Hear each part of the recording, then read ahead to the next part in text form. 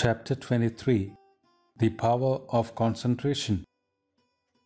The main difference between men and the animals is the difference in their power of concentration.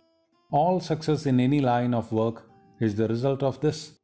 Everybody knows something about concentration. We see its results every day.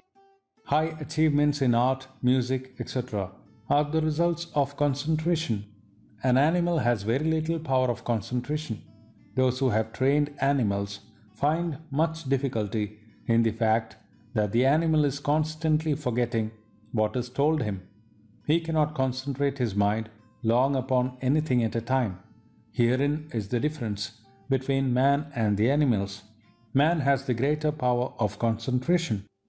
The difference in their power of concentration also constitutes the difference between man and man. Compare the lowest with the highest man. The difference is in the degree of concentration. This is the only difference. Everybody's mind becomes concentrated at times. We all concentrate upon those things we love, and we love those things upon which we concentrate our minds. What mother is there that does not love the face of her homeliest child? That face is to her the most beautiful in the world. She loves it because she concentrates her mind upon it. And if everyone could concentrate his mind on that same face, everyone would love it. It would be to all the most beautiful face. We all concentrate our minds upon those things we love. The great trouble with such concentrations is that we do not control the mind. It controls us. Something outside of ourselves, as it were, draws the mind into it and holds it as long as it chooses. We hear melodious tones or see a beautiful painting, and the mind is held fast. We cannot take it away. If I speak to you well upon a subject you like, your mind becomes concentrated upon what I am saying. I draw your mind away from yourself and hold it upon the subject in spite of yourself.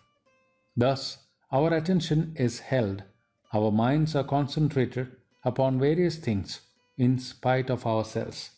We cannot help it. Now the question is, can this concentration be developed and can we become masters of it? The yogis say yes. The yogis say that we can get perfect control of the mind. On the ethical side, there is a danger in the development of the power of concentration.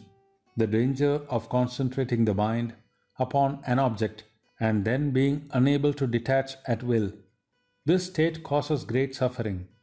Almost all of our suffering is caused by our not having the power of detachment. So, along with the development of concentration, we must develop the power of detachment. We must learn not only to attach the mind to one thing exclusively, but also to detach it at a moment's notice and place it on something else. These two should be developed together to make it safe. This is the systematic development of the mind.